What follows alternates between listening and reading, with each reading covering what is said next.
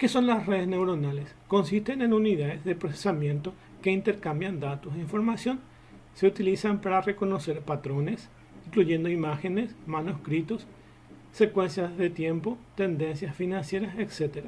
Es decir, que todo el procesamiento de imágenes y todo el tema de OCR y reconocimiento de caracteres, todo eso está inmerso dentro de lo que son las redes neuronales, que es básicamente todo lo que hoy tenemos, que se puede usar a través de software.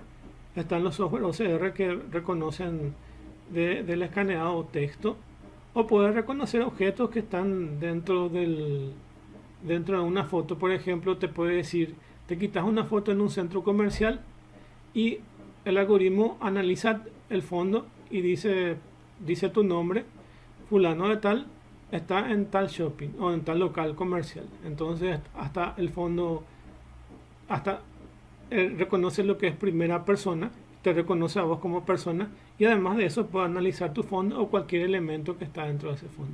Es decir, que puede analizar cualquier imagen. Además de eso, tiene algoritmos para filtrar. Si la imagen no es muy buena, tiene algoritmos de filtración. Eso está metido mucho con la manipulación de imágenes, que es decir, que se combina un poco con otras tecnologías. Inclusive se combina con el algoritmo de Viola-Jones y quita lo mejor de eso y utiliza las redes neuronales. Es decir, que todo va hacia las redes neuronales. Toda la tecnología va hacia ahí de lo que es inteligencia artificial. Y se lo puede usar en un chip, en un robot o en un software. Indistintamente, todos pueden entrar, inclusive una cámara, o sus celulares de ustedes tienen reconocimiento del iris, de los ojos, o tienen reconocimiento facial. Es decir, que está toda esa tecnología guardada ahí. O reconocer las huellas dactilares. Todo eso es Machine Learning o redes neuronales. Tienen capacidad de aprender y mejorar su funcionamiento. Es decir, que a partir de esos datos entrados, él puede seguir trabajando, aprender hasta que se mejora. Inclusive, una vez de compilado esto y una vez de haber aprendido, puede seguir volver aprendiendo y reaprender.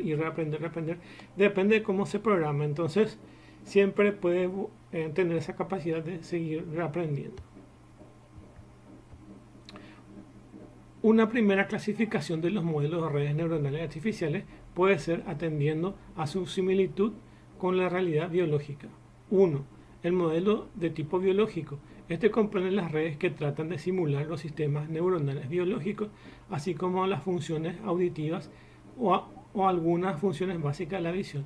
Es decir, que toda esa parte que tienen los robots se pueden emular de lo que tenemos nosotros en la parte biológica, como la visión, el habla,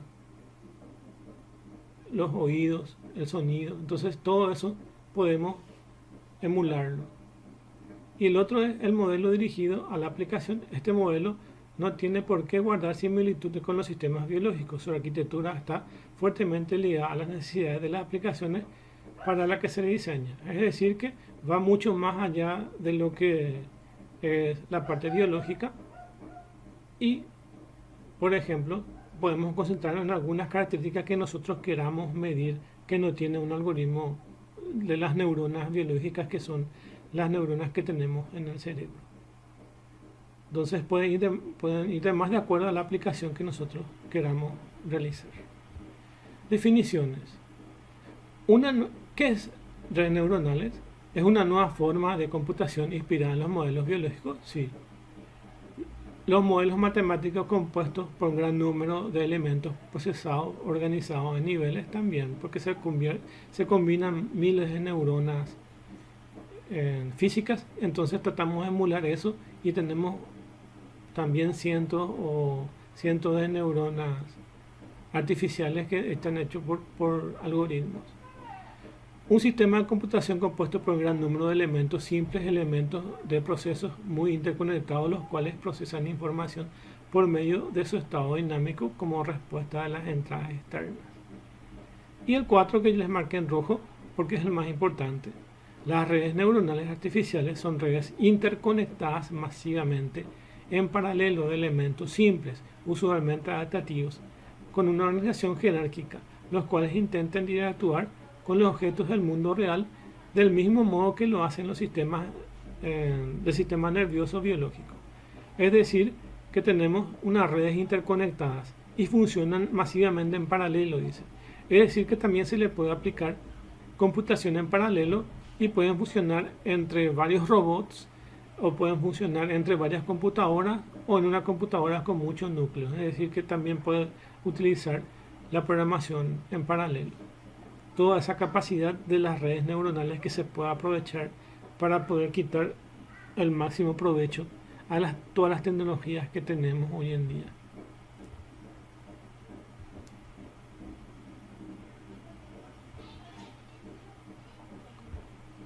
Bueno, ventajas de las redes neuronales. Debido a la constitución y sus fundamentos de las redes artificiales, presenta un gran número de características semejantes a las del cerebro.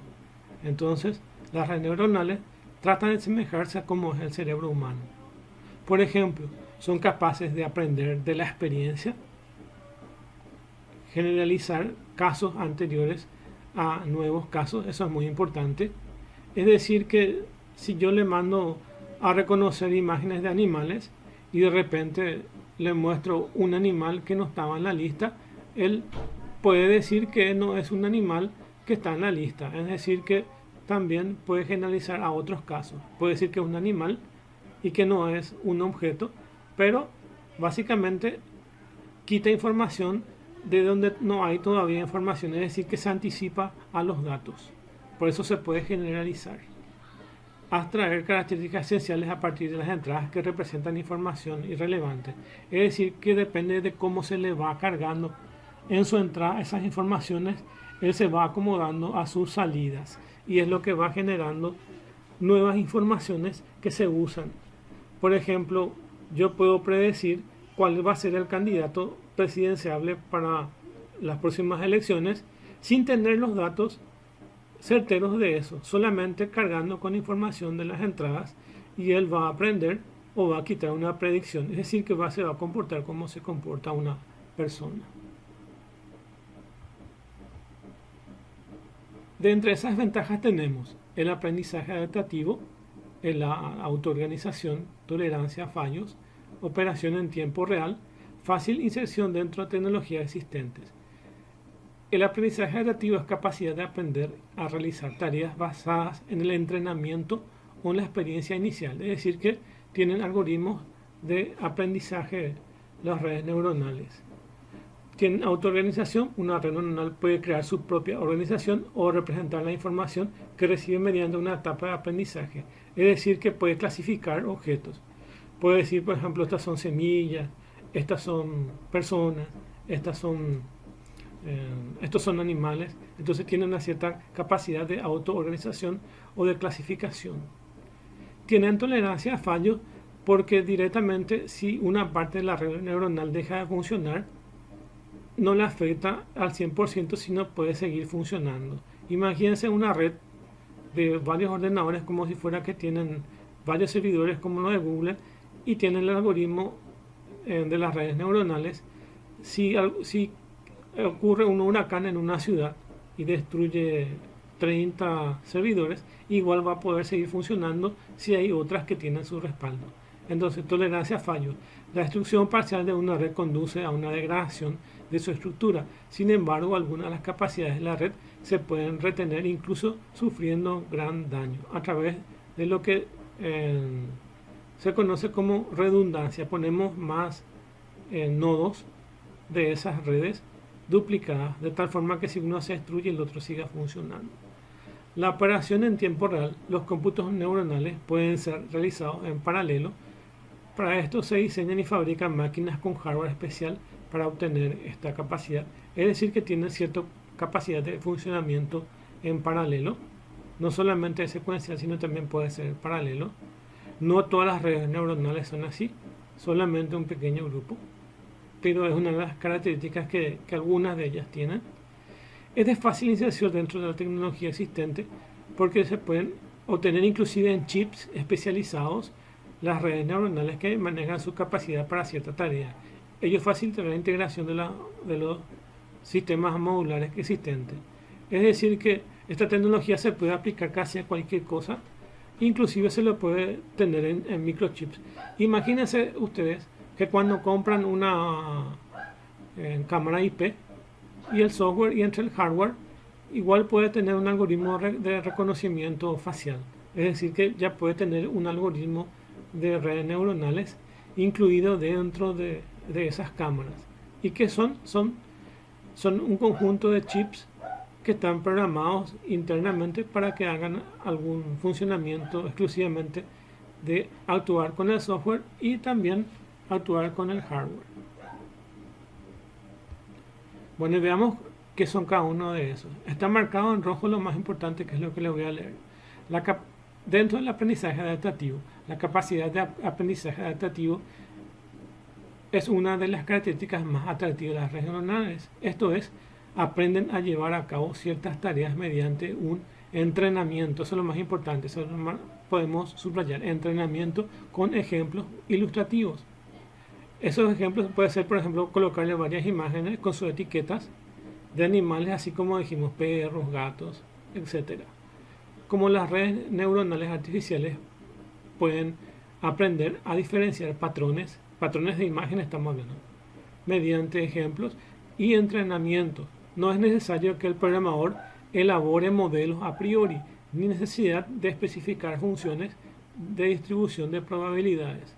Es decir, que aquí el programador no hace falta que haga un algoritmo especial que va a reconocer personas, otro algoritmo especial que va a reconocer objetos y otro que va a reconocer animales. Solamente alimentando eso y verificando entre su entrada y salida, vamos a generar una red neuronal que va a autoaprender. Entonces, tiene un aprendizaje adaptativo. También existen redes que continúan aprendiendo a lo largo de su vida después de completado su periodo de entrenamiento. Los algoritmos de redes neuronales tienen un periodo inicial donde básicamente autoaprenden y después de eso solamente lo aplican.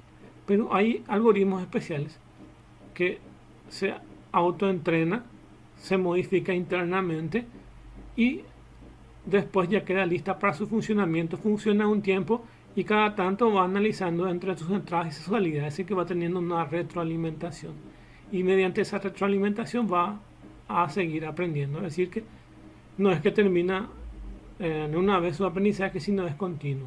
Depende de cómo está programado esas redes. La autoorganización, dice, las redes neuronales emplean su capacidad de aprendizaje adaptativo para autoorganizar información que reciben durante el aprendizaje y operación, mientras que el aprendizaje es la modificación de cada elemento procesal. La autoorganización consiste en la modificación de la red neuronal completa para llevar a cabo el objetivo específico, que es la clasificación. Entonces ahí podemos clasificar semillas, personas, animales, etc. Esta autoorganización provoca la generación, que es la facultad de las redes neuronales de responder apropiadamente cuando se les presentan datos o situaciones a las que no había estado expuesta anteriormente. Es decir, que si por ejemplo nosotros estamos entrenando para reconocer ciertos deportes, fútbol, tenis, básquetbol, etc., cuando le introducimos imágenes de, por ejemplo, un boxeo, él va a decir que es un deporte y entonces tiene esa capacidad de poder adaptarse o poder predecir datos que no estaban contemplados dentro de su entrenamiento inicial. La tolerancia a fallo en las redes neuronales, si se produce un fallo en un número no muy grande de neuronas, aunque el comportamiento del sistema se ve influenciado, no sufre la caída repentina, es decir, que no deja de funcionar. Para ello hay dos aspectos distintos respecto a la tolerancia a fallo. Uno, las redes pueden aprender a reconocer patrones como ruidos distorsionados, incompletos. Esta tolerancia a fallo respecto a los datos. Entonces, a partir de los datos de entrada, uno puede hacer un filtro y mejorar eso. Por ejemplo, si tiene mucho ruido, le puede aplicar ciertos filtros y reducir esos sonidos. Si tiene distorsiones, también se le aplican ciertos filtros de entrada para poder mejorar eso. Y las redes pueden seguir realizando su función con cierta degradación, aunque se destruya parte de la red. Es decir, que sigue funcionando. Y esto es debido a que existe cierto grado de redundancia de estas redes neuronales. Es decir, que existen neuronas con la misma información, de tal forma que si una se destruye, la otra contiene igual la misma información. La operación en tiempo real, esta manera que es completa porque es muy importante, una de las mayores prioridades casi en la totalidad de las áreas de la aplicación es la necesidad de realizar procesos de datos de forma muy rápida. Las redes neuronales artificiales se adaptan bien a esto debido a que su implementación en paralelo. Para que la mayoría de las redes puedan operar en un entorno en tiempo real, la necesidad de cambios de los pesos, vamos a ver enseguida qué son los pesos, pero acuérdense que tienen las redes neuronales unos pesos de las conexiones o entrenamiento, o de acuerdo a, básicamente modificando estos pesos es como se entrenan a las redes neuronales, y es eso, la necesidad de cambio de los pesos de las conexiones o entrenamiento es mínimo. Entonces, modificando esos pesos tenemos los entrenamientos. Y lo más importante es que si ustedes ven actualmente un algoritmo de reconocimiento facial, van a darse cuenta que es bastante rápido, es decir, que es en tiempo real. Y es más rápido todavía cuando se puede tener una computación en paralelo, como dice ahí. Se da también debido a su implementación en paralelo. Entonces, quitando todas esas características que se puede tener. Es de fácil y sencillo dentro de las tecnologías existentes. Con las herramientas computacionales existentes, una red puede ser rápidamente entrenada, comprobada y verificada y trasladada a una implementación de hardware de bajo costo. Es decir, que yo puedo implementar en un chip esto. No necesariamente en una computadora, puedo inclusive colocarlo en un chip. Por eso es de fácil inserción a cualquier tecnología existente. Por lo tanto, no se presentan dificultades para la inserción de redes neuronales en aplicaciones específicas. Por ejemplo, un sistema de control dentro de sistemas existentes. Entonces tenemos todas esas características que corresponden a las ventajas de las redes neuronales. Luego tenemos una comparación entre el modelo biológico y las redes neuronales artificiales. Y vamos a tener tres elementos que están acá. Uno se llama sinapsis, otro se llama axón y otro se llama dendrita. Estos son los elementos biológicos que existen en la naturaleza. Y lo que nosotros vamos a hacer es comparar esto con una red neuronal artificial. Es decir, que vamos a tratar de simular esto en una red neuronal artificial. Pero para eso vamos a saber qué son. Se estima que el cerebro humano contiene unas 100 millones de neuronas. Estudios sobre la anatomía del cerebro humano concluyen que hay más de 1000 sinapsis. Ese es un elemento.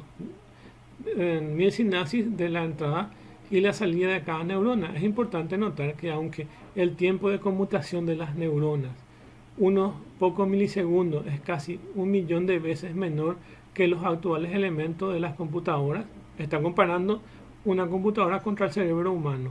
Ellas tienen una conectividad de miles de veces superior que las actuales supercomputadoras. Es decir, que todavía las redes neuronales no se pueden comparar a lo que es un ser biológico. Todavía ni las supercomputadoras no alcanzan esa capacidad de procesamiento como tiene el cerebro humano. Las neuronas y las conexiones entre ellas se llaman sinapsis. Eso es algo que tienen que aprender. Las neuronas y las conexiones entre ellas se llaman sinapsis y constituyen la clave para el proceso de información. ¿Qué son las dendritas? Y esto es lo que tienen que aprenderse. ¿Qué son dendritas, axón y sinapsis? Para el examen y para completar el trabajo práctico tienen que saber esto. Las dendritas son las vías de entrada. Entonces, nuestra entrada son las dendritas. Acuérdense que siempre en cualquier proceso informático hay entrada, proceso, salida. Y esto es la misma cosa. Las dendritas son las entradas, el axón es la salida y la sinapsis es la interrelación entre otras neuronas. Entonces les leo. Las dendritas son las vías de entrada de las señales que se combinan en el cuerpo de la neurona. De alguna manera, las neuronas elaboran una señal de salida a partir de ellas. Es decir, que las dendritas son las entradas, hay una parte del proceso y se quita la salida a través del axón. El axón es el camino de salida de la señal generada por las neuronas. Entonces, las dendritas son las entradas y los axones son las salidas. Y intermedio a ellos, esto que está acá, son las sinapsis. Las sinapsis son las unidades funcionales y estructurales elementales que median entre las interrelaciones de las neuronas. Entonces, este es intermedio. Son las unidades funcionales y estructurales elementales que median en las interrelaciones de las neuronas. Entonces tendremos que saber que son las dendritas las entradas, el axón es la salida, entrada, salida, y este es una interrelación funcional y estructural de los elementos que median entre la interacción de las neuronas. Bueno, y ese es el modelo biológico y ese es el mismo modelo que se llevó para generar lo que es una red neuronal artificial y tiene esta forma. Básicamente tiene entradas y generalmente las entradas se identifican por X. X1, X2, X3. Aunque no esté acá, es siempre así. X1, X2, X3. Hay una función que es una sumatoria de esta. Hay una sumatoria de esta y lo que esa sumatoria multiplica las entradas. En este caso sería X11 por W11 más X12 por W12 xn por wn en esa sumatoria, en esa función. Además de eso tenemos un valor que es de activación que directamente activa si quiere. Eso significa que, por ejemplo, este tiene que producir varias salidas, generalmente son dos. Una salida OK y otra salida error. Si hay una salida OK, este puede automáticamente generar esa salida de OK, esta entrada especial que se llama umbral, puede generar esa salida automáticamente aquí, o directamente se ve esa salida de acuerdo a las sumatorias y luego se verifica si qué valores tiene. Generalmente son valores de 0 a 1. 0 a 1 o valores de 1 a menos 1, depende de cómo se programa. Siempre depende depende de cómo el programador programe eso. Vamos a ver eso en un ejemplo la próxima clase después del examen. Es un ejemplo bastante sencillo, pero van a entender cómo funciona esto que ven aquí. Bueno, acá tienen, y acá les puse ya, no está en el que tienen ustedes, pero aquí les puse eso. Este umbral de activación es este que ven acá. Esto que ven acá. Y estas son las entradas. Y esta es la salida. Ese mismo gráfico, en su interpretación, cómo se hace en un perceptrón, que es una sola neurona artificial. Y esto es una red neuronal artificial. Y esto es lo que genera una red. ¿Y cómo se hace eso? Tenemos las señales de entrada, que eran las señales de entrada, eran las dendritas. ¿Se acuerdan? Dendritas. Entradas dendritas. El axón son las salidas. Entonces ya tenemos esos dos elementos. Esos elementos que se decían de cómo funciona la parte biológica se traslada a una red neuronal artificial.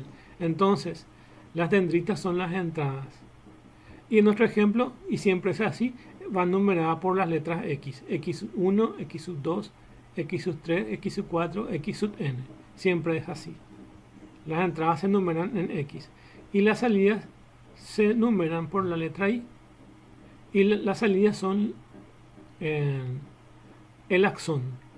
Las salidas son los axones. Y intermedio de eso, esto que ven acá entre círculos, son los pesos. Estos pesos son las sinapsis, o se llaman pesos sinápticos. Y las sinapsis son esos pesos que ven acá. ¿Y cómo se arma esta función de activación? ¿Cómo se arma esta función de activación? Se arma de esta forma. Se multiplica esta X por su peso sináptico. Entonces es X1 por W1 más X2 por W2, ahí está bien, más X3 por W3, más X4 por W4, más X5 por W5, y si hay más va a ser Xn por Wn, más el valor de umbral de activación, el que no se ve acá pero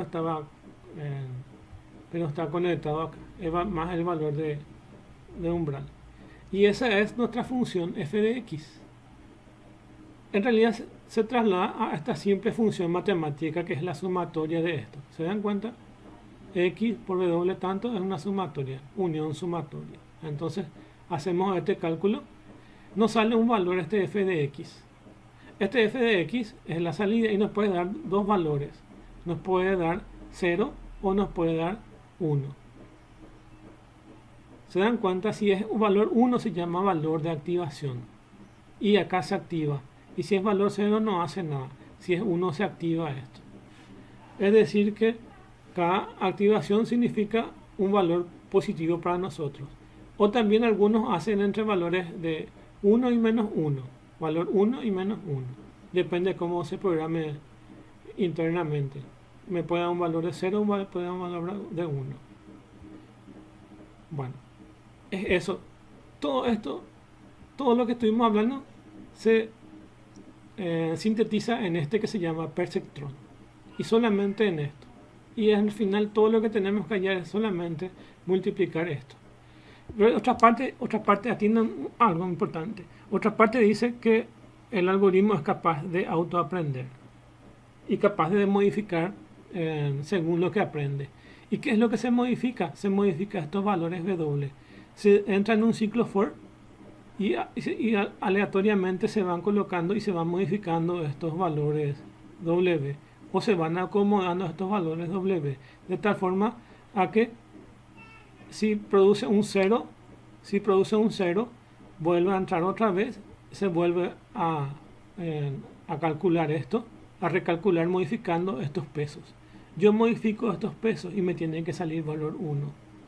Si pasa una tirada y me sale valor 1 ya está bien, pero puede seguir recorriendo más esto y volver a generar. Si me sale un valor 0 puede volver a entrar, reacomodar esto hasta que salga un valor 1. Es decir que yo voy eligiendo cómo va a salir hasta que todo esto salga correcto y se pueda validar este perceptrón. Entonces todo el funcionamiento de una red neuronal internamente lo que hace es esto, a través de una función de activación que puede ser 0 o 1 o entre 1 o menos 1, aplicando esta modificación de los pesos.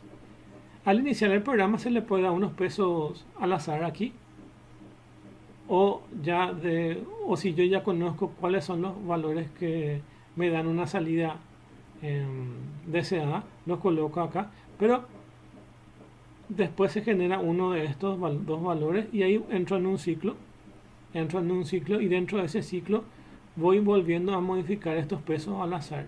Le puedo dar valor 0,5, 0,7. Este por ejemplo puede tener 0,5, 0,7 y 0,5.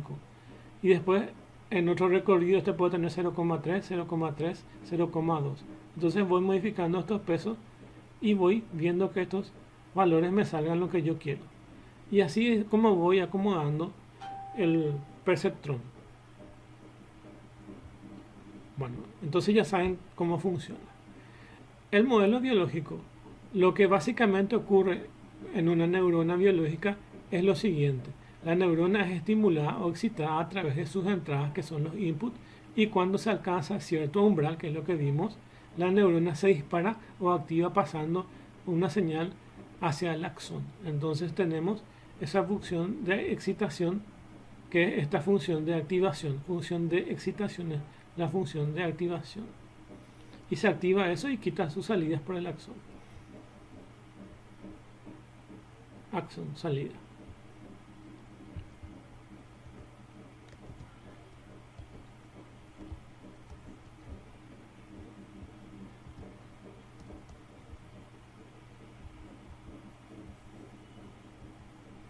Bueno, los elementos de una red neuronal artificiales son los siguientes. Generalmente se pueden encontrar tres tipos de neuronas. 1, 2 y 3 están acá numerados. 1. Aquellas que reciben estímulos externos relacionados con el aparato sensorial que tomarán la información de las entradas. Dicha información se transmite a ciertos elementos internos que se ocupan de su procesamiento. 2 son las sinapsis o neuronas correspondientes a este segundo nivel, donde se genera cualquier tipo de representación interna de información. Como no tienen relación directa con la información de entrada ni de salida, estos elementos se denominan unidades ocultas. Vamos a ver enseguida qué son eso. Acuérdense de unidades ocultas, qué es eso. Y 3, una vez finalizado el periodo de procesamiento de la información, llega a la unidad de salida, cuya misión es dar respuesta a los sistemas. Le voy a explicar eso con esta imagen. Este es el verdadero esquema de una red neuronal, donde tiene lo que estuvimos viendo es para explicarle esto que está acá, este gráfico que está acá. Para eso es lo que estaba diciendo eso. Un perceptrón es uno de estos. Este es perceptrón, este es perceptrón, este es perceptrón. Pero el perceptrón es solamente una neurona. Pero lo que pasa es que estas redes neuronales se interconectan unas con otras, como si fuera el cerebro. Una neurona se va a interconectar con otra neurona. Y existen 3 niveles o 3 capas. Una es la capa de entrada, otra es la capa oculta y otra capa es la capa de salida. La capa de entrada ya sabemos nosotros que son las entradas, que son lo que nosotros conocemos como dendritas. A través de las dendritas entra por estas capas, que es la primera capa que está acá. Las dendritas son estas y se genera en la primera parte una capa de entrada.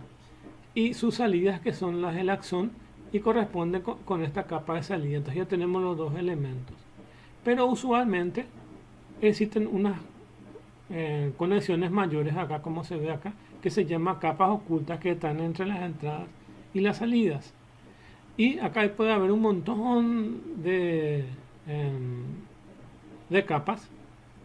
Y estas capas que están acá se llaman capas ocultas, es decir, que no están entre las entradas y las salidas.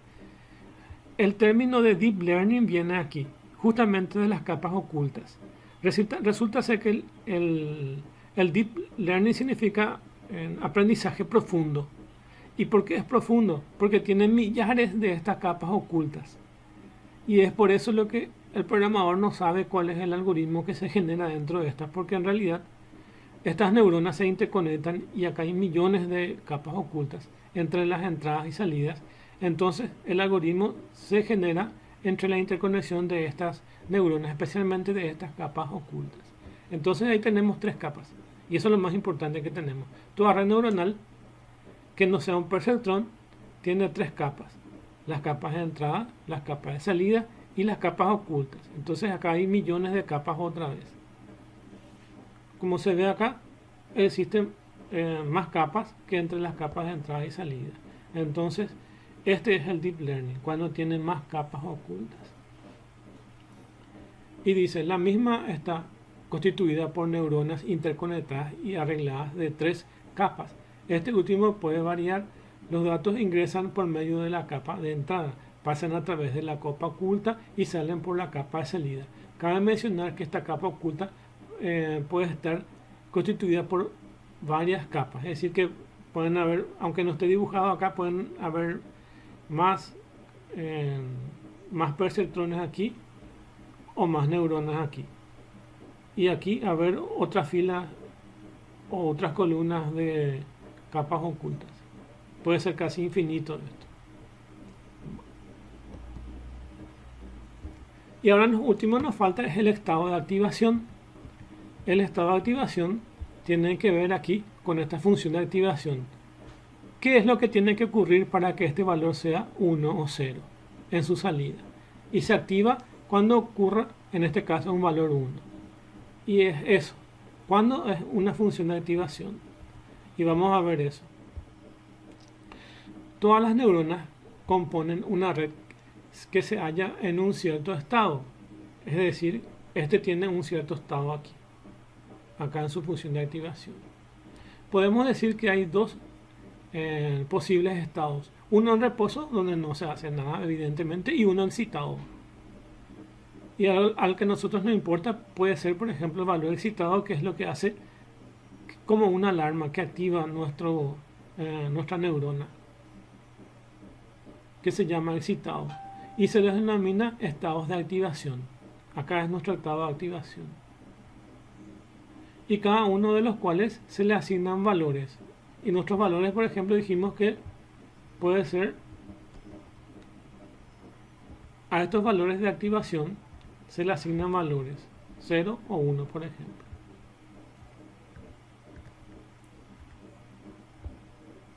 Los valores de activación pueden ser continuos o discretos. Además, pueden ser limitados o ilimitados.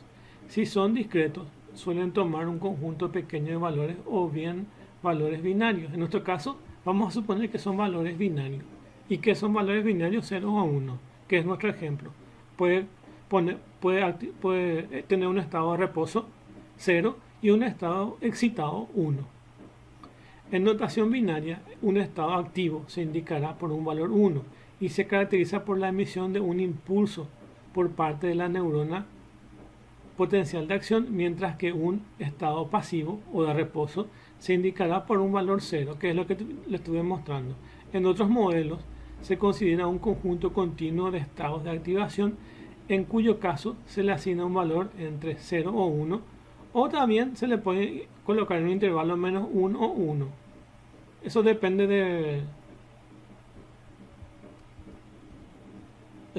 de cómo se programe, generalmente siguiendo una función sigmoidal. Les voy a mostrar, hay funciones que son las que activan, y les voy a decir cuáles son esas funciones. Son funciones matemáticas las que activan, y se les llaman, existen 4 funciones de transferencias típicas, son funciones de transferencia de estas funciones de activación, que determinan los distintos tipos de neuronas. El más fácil es esta función escalón. ¿Y qué les parece que es? Un estado 0 y un estado 1, que en nuestro caso, cuando yo puedo activar estos estados por un estado binario que es 0 y 1 y se le llama función escalón. Entonces matemáticamente es una función escalón. No vamos a entrar mucho detalle sobre la forma matemática de esta, pero vamos a saber que esas son los tipos de salida que podemos tener si usamos una función escalón. Un valor 0 o un valor 1. Un valor también puede ser un valor menos 1 y un valor 1. Son valores binarios, la función escalón. Una función lineal puede tener esta forma, es decir, que en este rango de esta recta puede estar contenida los valores de activación de cualquier función f de x que yo defina. Por ejemplo, si defino una función de una recta, por ejemplo, y es igual a por m más b, que es matemáticamente hablando es la línea recta, y puede ser una función mixta que mezcla una función escalón con una función lineal. También puede ser una función sigmoidal, que es la que ven acá, y tiene esta curva. Entonces este tiene dos asíntotas. Tiene dos asíntotas y van a darse cuenta que una de las asíntotas tiende a infinito aquí y la otra tiende a infinito acá.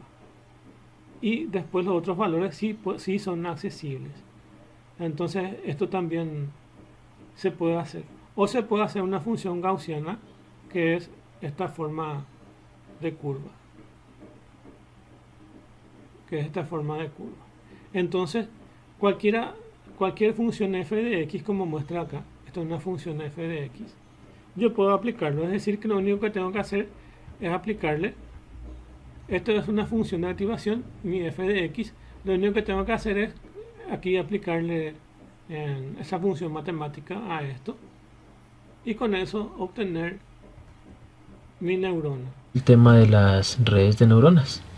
Entonces, en este caso quiero introducirles el concepto de lo que es un perceptrón simple y cuál es el mecanismo simple de un modelo de red neuronal, y cómo podemos modelar el funcionamiento biológico, el comportamiento biológico de una neurona matemáticamente. Entonces ese va a ser el objetivo de este video. Bien, por este lugar tenemos un cerebro humano estándar. en este otro lugar tenemos lo que es un dispositivo de almacenamiento electrónico, como lo es un disco duro, y en este otro lugar tenemos una imagen un poco artística de lo que es una neurona. Bien, entonces uno se pregunta cómo es el proceso de almacenamiento de información en el cerebro y cuál es la analogía que se puede establecer con el almacenamiento de información en estos dispositivos electrónicos, ¿cierto? Como lo es un disco duro. ¿Qué es lo que pasa? Estos elementos almacenan información en lugares específicos de su memoria, ¿cierto? Pero cuando comparamos ese proceso con el proceso de almacenamiento de información en el cerebro, ese almacenamiento de información depende altamente de cómo estén asociadas estas neuronas unas con otras. Entonces, como es bien sabido, el cerebro es una red neuronal gigante. Básicamente hay miles de millones de neuronas interconectadas en el cerebro, y esa asociación de una neurona con otra y con cada una, ¿cierto?, de sus vecindarias, pues entonces forma información específica. Entonces voy a introducir el concepto de lo que es una neurona artificial y cómo podemos emular básicamente esas asociaciones neuronales que ocurren aquí en el cerebro de una manera matemática y sencilla. Entonces vamos a hacer eso a continuación. Bien, en este lugar tenemos una imagen ilustrativa de lo que es una neurona biológica y algunas de las partes más importantes por la que está conformada. Entonces tenemos las dendritas. Las dendritas como tal se encargan de recibir la información que entra de otra neurona vecina, digamos, a esta neurona. Entonces vamos a etiquetar esta parte de la neurona como la entrada, ¿sí? Las dendritas se encargan de recolectar esa información, y esa información se procesa en el núcleo de la neurona, ¿sí? Aquí se procesa y ocurren ciertas activaciones que nos permiten o que le permiten a la neurona transmitir la información a través del axón, ¿sí? Entonces, por este lugar, por el axón, se transmite, escribámoslo por acá, se transmite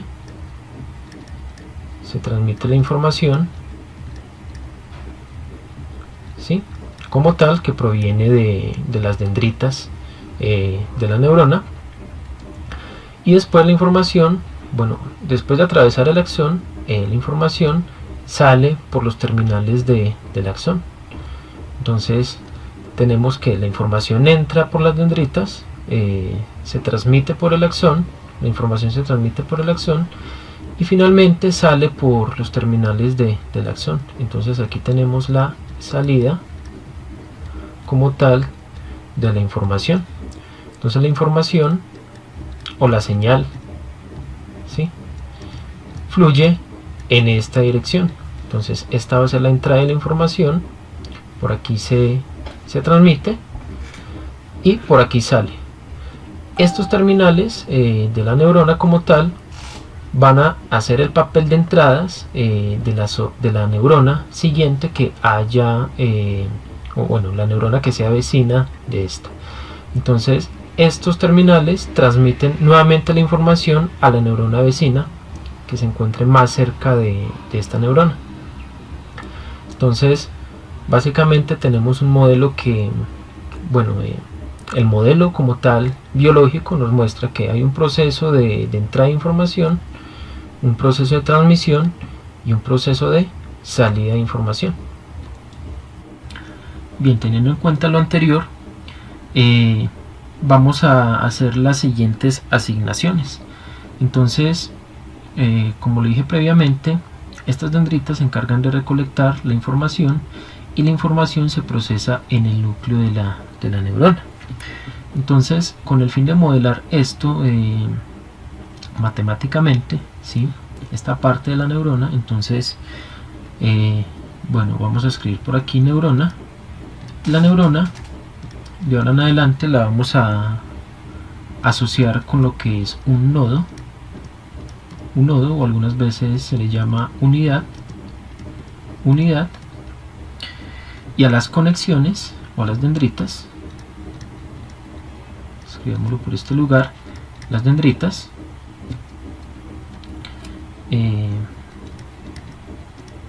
las vamos a asociar con algo que vamos a llamar conexiones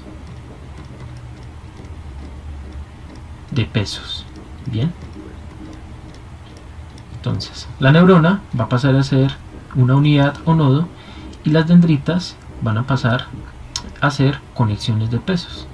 Entonces nos vamos a guiar de este esquema para escribir un grafo que nos represente esta neurona biológica, y a ese grafo lo vamos a llamar neurona artificial. Entonces va a ser lo siguiente que vamos a realizar. Bien, este es el esquema de una neurona artificial. Entonces, como vemos, es una versión bastante simplificada del modelo biológico. El núcleo se representa mediante este círculo, el núcleo o unidad. Las dendritas, en este caso, bueno, a modo de ejemplo, estamos tomando una neurona artificial solamente con 3 dendritas de entrada. Pero entonces vamos a cambiar la palabra dendrita por conexiones. Entonces, esta solamente es una neurona que tiene 3 conexiones de entrada.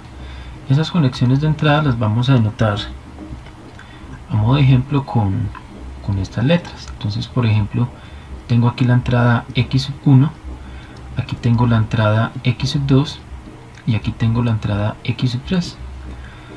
Biológicamente, una neurona como tal tiene muchísimas dendritas, muchísimas conexiones de entrada. Por eso es que digo que este es un modelo bastante simplificado de lo que es una neurona real, ¿no? Pero a modo de ejemplo es suficiente considerar tres entradas. Bien, entonces tenemos el núcleo como tal, que pasa a ser la unidad o el nodo. Este se encarga de procesar estas señales de entrada, ¿sí?, mediante una activación o función de activación. ¿Y cómo hace este procesamiento? Básicamente, entonces, en el núcleo lo que va a ocurrir es que va a haber una etapa de sumación y va a haber una etapa de activación. Bien, entonces a cada conexión de la neurona, a cada conexión de entrada le vamos a asignar nosotros algo que vamos a llamar peso, y esos pesos los vamos a denotar con la letra W del inglés weight. Bien, entonces para la entrada X1 tenemos el peso asociado W1. Este peso básicamente va a controlar la conexión o la fuerza de la conexión de la entrada de la neurona, ¿sí?, hasta la parte de procesamiento. Aquí vamos a tener el peso W2 asociado a la entrada X2, y vamos a tener el peso W3 asociado a la entrada X3. Entonces aquí, como lo he dicho, va a ocurrir una etapa de procesamiento donde esta señal de entrada se va a procesar junto con estos pesos, y va a ocurrir una etapa de sumación. Es decir, básicamente nosotros vamos a tener cierto ponderamiento que se va a producir aquí en el interior de esta unidad. Lo vamos a anotar por la letra Z. Entonces Z va a ser igual básicamente al producto de X1 por W1 más el producto de X2 por W2 más el producto de X3 por W3. Esta va a ser la sumación o la ponderación o suma ponderada que se va a realizar en el interior de esta unidad, y al final vamos a producir una salida. Esa salida la vamos a denotar con la letra Y. Esta salida va a estar dada por la activación, que va a ser para nosotros cierta aplicación phi evaluada en este ponderamiento. Entonces aquí vemos básicamente el modelamiento, ¿no? Hay una señal de entrada que entra aquí a la unidad, ocurre un proceso de sumamiento donde multiplicamos las entradas respectivas por los pesos respectivos, y la neurona se activa mediante una aplicación que la llamamos nosotros función de activación.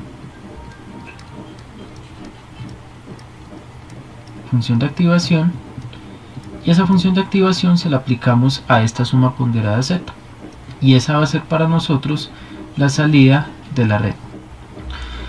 Este modelo como tal de neurona artificial se llama el perceptrón simple. Solamente es un nombre, listo. Perceptrón simple, entonces cuando uno habla de perceptrón simple se va a referir a este modelo.